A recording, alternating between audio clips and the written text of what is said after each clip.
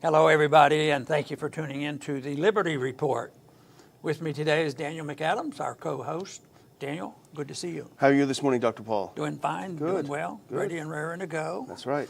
And we're going to talk about a few of your favorite people. That's right. The type of favoritism you like because they provide a lot of ammunition for you. That's right. Well, we're gonna start off and inform the public, not that they don't already know, especially our audience already know, that Pelosi is not to be trusted. Yeah. But boy, it's so arrogant. Yeah. You know, it's been in the news, and she's out there. You know, forcing all this stuff on the people, on the voters. So she decided, I guess she's been doing it all along. Yeah. You know, the people aren't allowed to go to the hairdresser. Yeah. No, that's beyond, because you might spread the disease. Yeah. But she's been going all along, but she got caught. She got And caught. what a tragedy. So I'm sure she must have an answer and an explanation on this. They always have an explanation. The only explanation I've ever heard them say is what they're saying. We're special people. Yeah. We need this. We need some help. And we'll talk about a few other mayors and things who do the same Yeah. thing. We're special. We have to be taken care of. We need more protection. But that sort of is conveyed to politicians in general, you know, whether it's at the national level. I didn't realize it was so bad at the local level, Yeah. that they're special people. But I think what has happened recently with coronavirus and the lockdown is it's given too much leverage and ammunition for the local politicians. They were never quite so active, but they must have the mentality of enjoying power, and all of a sudden they can write laws by just having mandates and just having executive orders. But she got caught, and that is good, and you say, well, this looks like it's a horrible, horrible thing what's happening to it, and I'm looking for a good thing. Yeah. Maybe all the stuff that we're going to be talking about, especially things like this, well, people will conclude it's a lost cause, we can't do it. But the more of this we see, the only hope we have is that people say, my gosh, I didn't know it was that bad. Yeah. More than just our small little group. More people. And I think that's what we're seeing. We're witnessing more people waking up. But if you want somebody to wake up the average person in this country, maybe Pelosi could be a good example of the person to use to wake this country up. Yeah, it could be. There could be a silver lining there. Well, what happened now, there's a salon in San Francisco, and these salons have been forced to be closed. Hers was not allowed to reopen. I think this is what happens a lot in beauty salons. They rent chairs out to other stylists. And so the owner, Erica Cayos, was interviewed in several places. One of the people that rents a space from her, got a text from Pelosi's aide saying, hey, the Speaker of the House needs to come down and get her hair washed and blow dried or whatever they do. And so the person that rents the chair texted the owner saying, you're not going to believe this, but Pelosi's coming to get her hair fixed, you know. What, are you kidding? So she did, and what happened is some surveillance camera captured Pelosi there getting her hair done. And the owner, you know, got livid, got mad, and got angry. And there are some great quotes from her because she's been shut down. And here's a couple of things she said. It was a slap in the face that she feels she can just go and get her hair done. Well, no one else can go in, and I can't work. And then she said, we've been shut down for so long, not just me, but most of small businesses, and I just can't. It's a feeling of being deflated, helpless, and honestly beaten down. I've been fighting for 6 months for a business that took me 12 years to build and reopen. I'm a single mom, I have 2 small children, and I have no income. She's not allowed to survive, and yet Pelosi trots in. And the hypocrisy really is dripping, and it really is thick. And we actually, you're not going to be surprised that Trump and Trump's people have jumped onto this because it's just dropped from heaven into the lap. But here's something that was tweeted, and this is really kind of funny in a way. Here's Pelosi on the left telling everyone, all the rest of us peons, that we have to wear masks.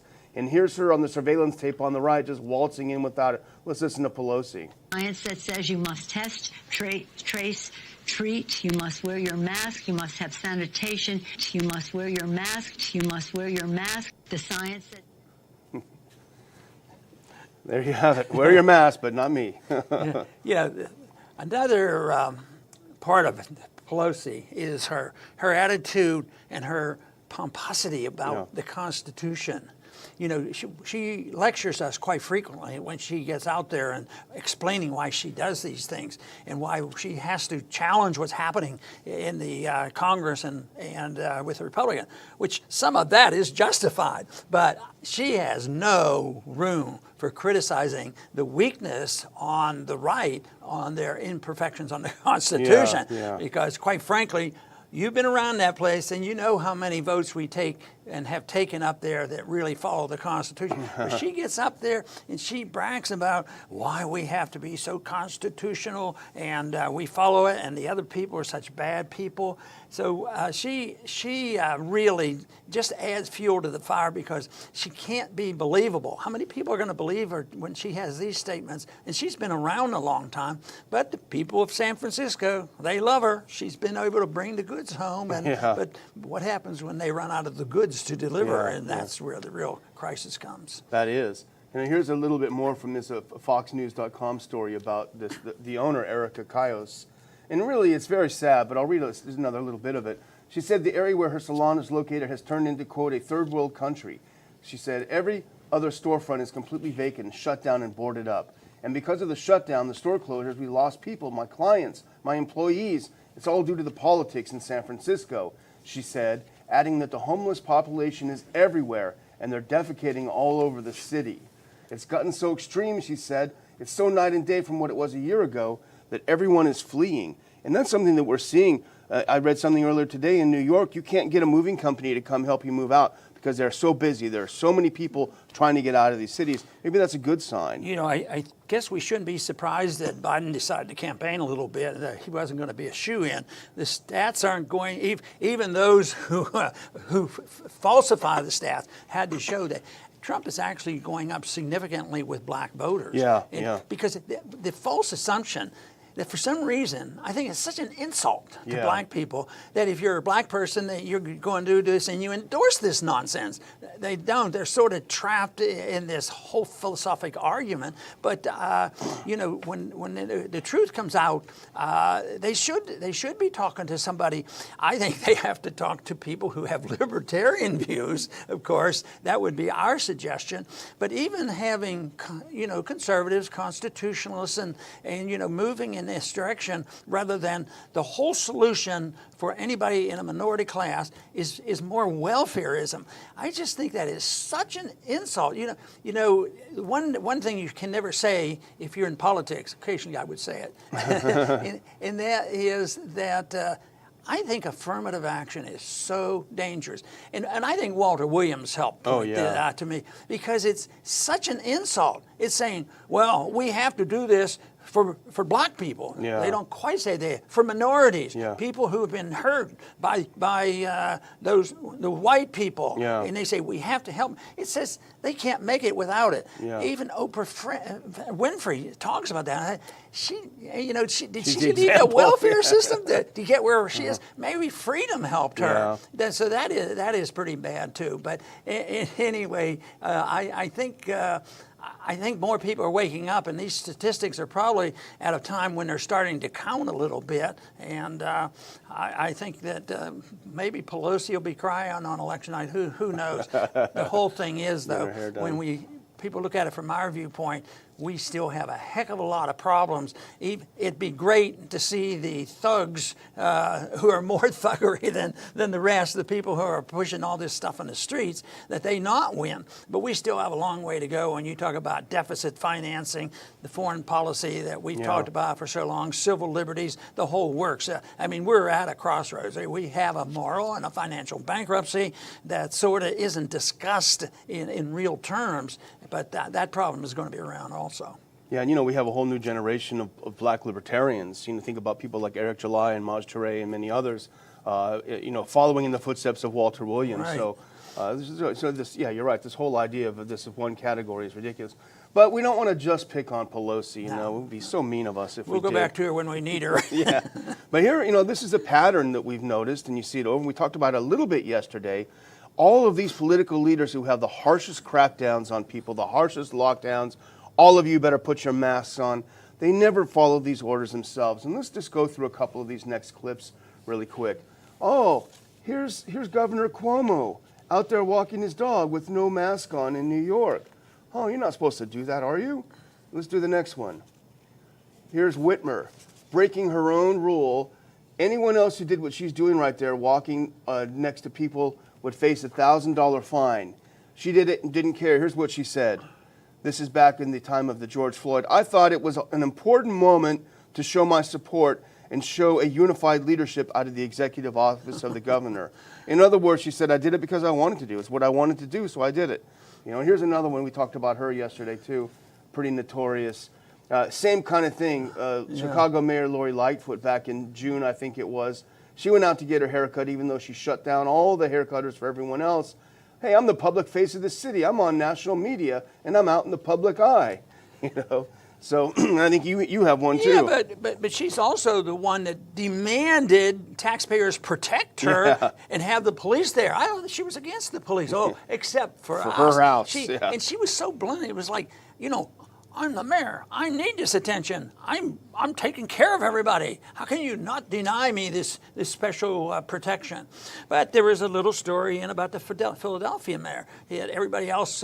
It was half open. You couldn't eat it inside. You had to sit outside and spread the tables out. Yeah. But the mayor was inside having his own private dinner. So it was there. But the other one that got to me. This comes out of California, and it comes from the DA. And the DA evidently was trying to sort this out, you know, and trying to figure out how to file the charges, you know, the important things. How evil are these people? So the DA here says, California DA asked the police to consider whether looters needed what they stole before filing. That makes it okay. You know, but they believe this stuff. Yeah. But this thing, and I bet you could find that I've mentioned this many times and what I've tried to promote, is that rights have nothing to do with needs and demands and sympathies and all this. Yes, those are problems, but they can be dealt with. But this idea that you need something or want something, that they have a right to it, they don't. But here, it's just right out there.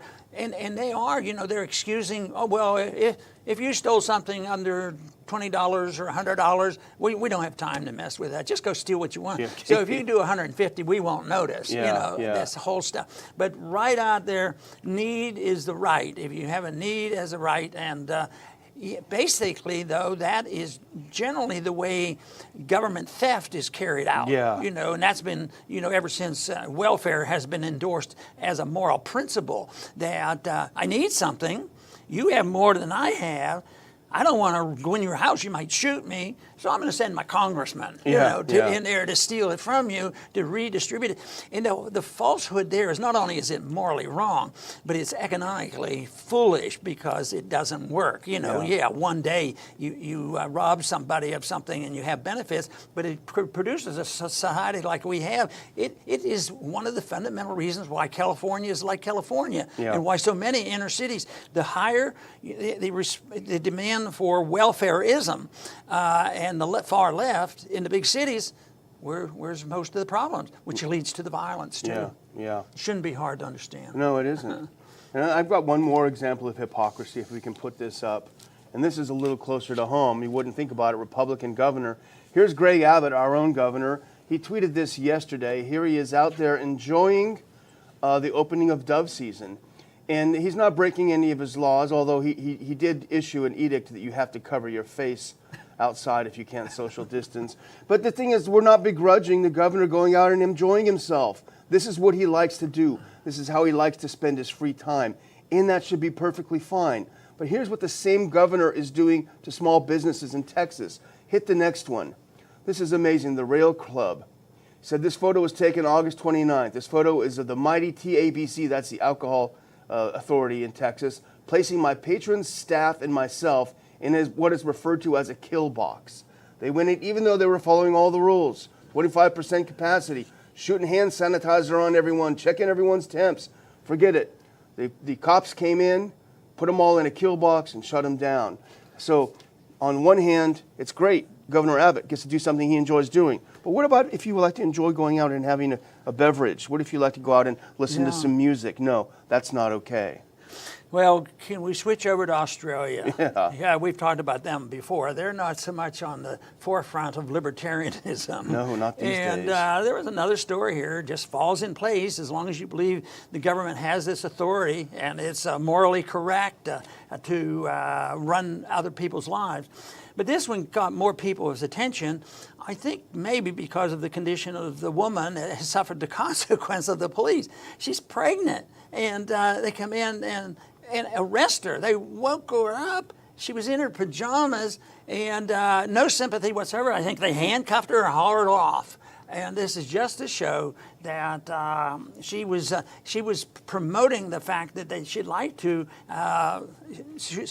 like to change this lockdown. She's anti-lockdown, which means she's a terrible person. No, that means she's probably pro-liberty, that she believes in herself and that she has responsibilities and she wants to take care of herself. And he resents the fact that the thugs come in and arrest her and put handcuffs on her. So it's a bad sign. But once again, it caught the attention of a lot of people. Yeah. Are we going to be that bad? But you know what? Some people right now are looking and saying, are we going to be as bad as the United States? Our lockdown process is worse than many of the countries now that are in Europe and Scandinavia. They all have had a lot less. So we're not a very good example of what they should be doing. And you wouldn't even have this kind of police state even in East Germany. In Australia, they have drones flying around. If they see anyone without a mask or anyone too far from home, they get zapped. So here, this is 28-year-old pregnant Zoe Bueller. She's in her home. The day before, here's what she posted on Facebook.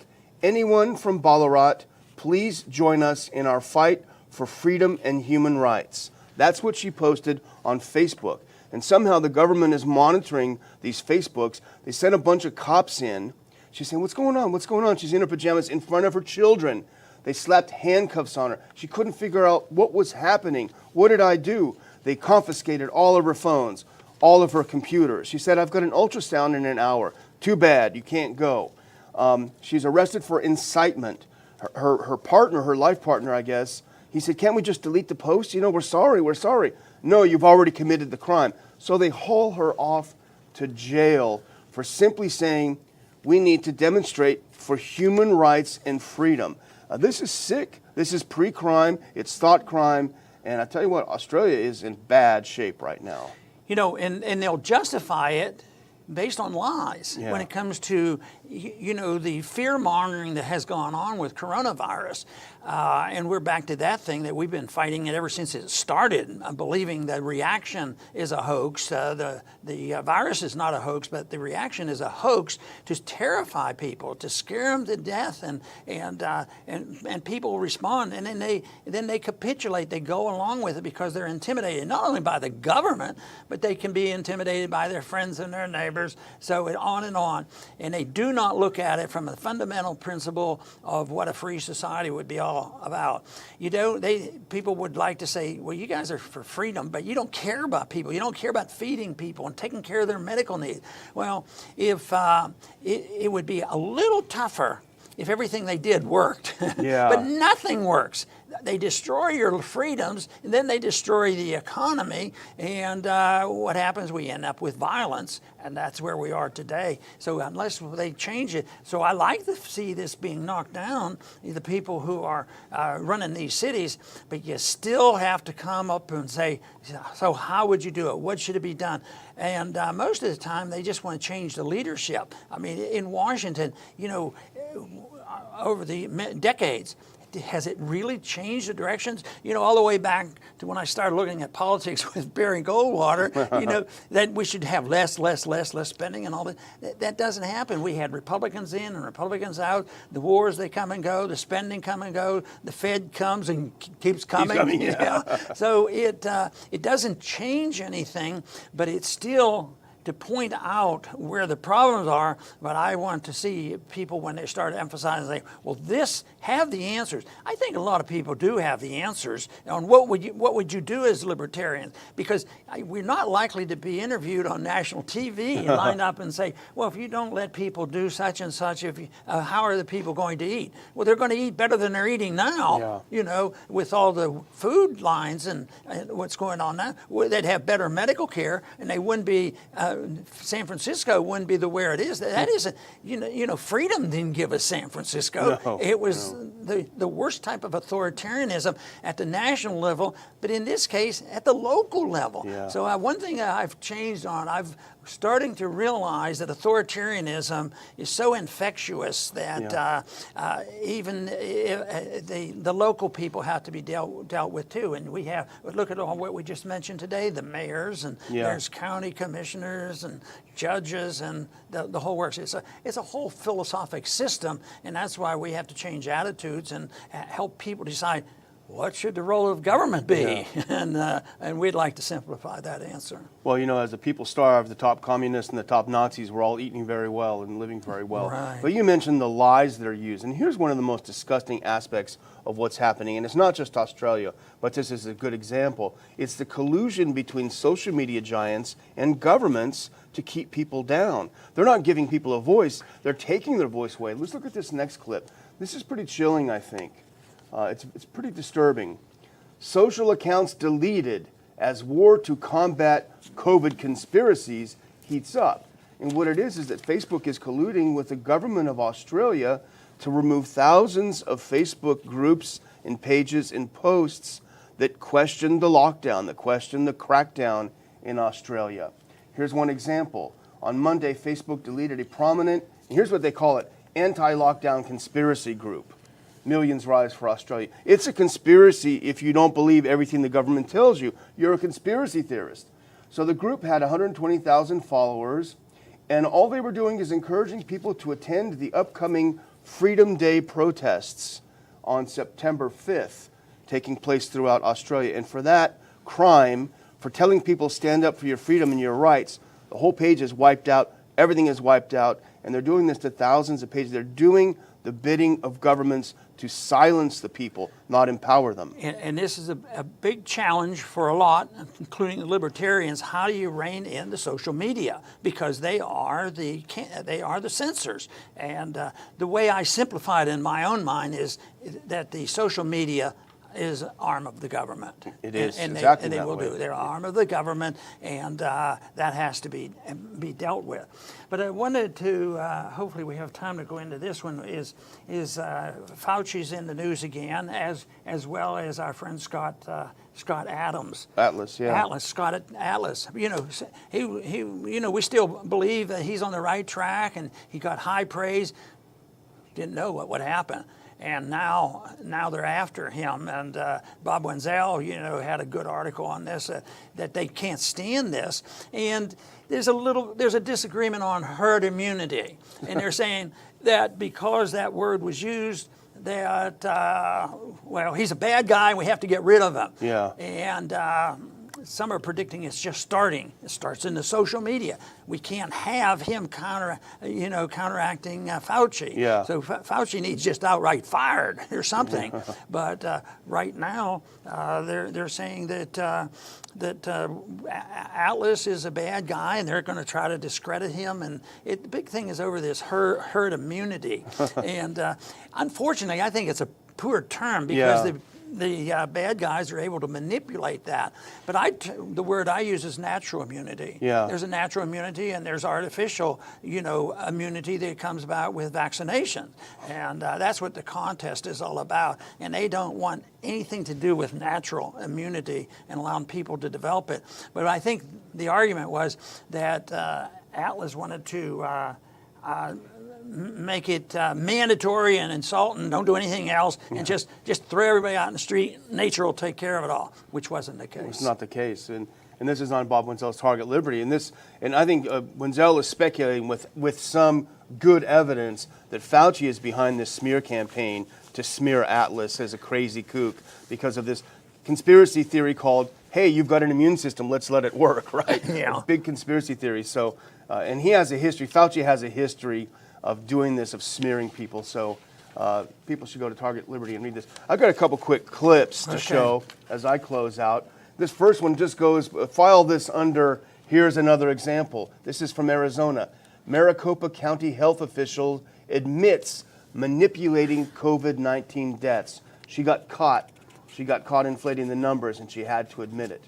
Now here's something, a couple of clips here that are really fascinating. And this really blows everything out of the water versus cases versus deaths in COVID. Because here's France and Spain.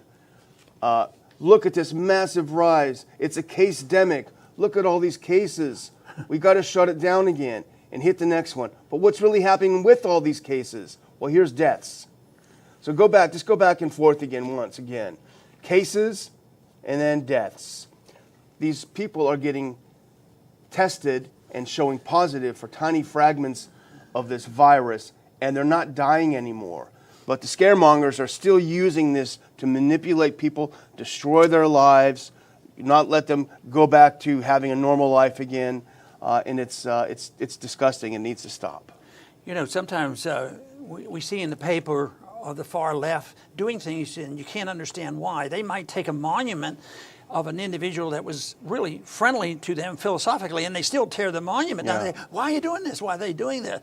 Well, most of them are pretty wild, and they do whatever they're told to do, and they just, go and are self-destructive. But the other plan is that they want the chaos, and it's very deliberate, and they do this. And it reminds me of what a major said in the during the Vietnam War, when we were fighting a very, very immoral war, in Vietnam, and we went in and destroyed the whole village. And the major, it was quoted by a reporter that he says, "You have to burn the village to save the village." Yeah. And isn't that about what we're doing now? If we don't stop this? Even that sort of explains why, the bad guys will even self-destruct the people that if they were working with us, they'd probably work and sort some of this out. But no, it's destruction, destroy everything. I think Marxism actually teaches that. You destroy everything and start from scratch. Well, I sort of have a thought that they are going to destroy things. We might have to start from scratch, but of course build it a lot different ways. Because if the monetary, or when the monetary system comes down, which is ignored now on purpose, that you have to have a new one. So you really have to start from scratch again. We just can't get a new Federal Reserve Board chairman. It doesn't work. So I'm afraid we're in the process of burning down the village, and hopefully we can help the people to wake up and realize that. And I am quite certain our viewers are very alert to all of this, and we are very pleased that you come and visit with us each day, and help us spread the word. I mean, get somebody to tune in to our report, because our numbers are going up, and I do notice that I always say quality, quality, quality. Well, if you can get quality and then your numbers go up, that's even better. But that is, I think that is happening. We are getting more viewers, but it depends on our viewers to spread the message. The one-on-one is the most powerful way to spread a message, and I think that's what we're doing. But we want to let you know we're very thankful for your being loyal supporters. And I want to ask you to return, to the Liberty Report soon.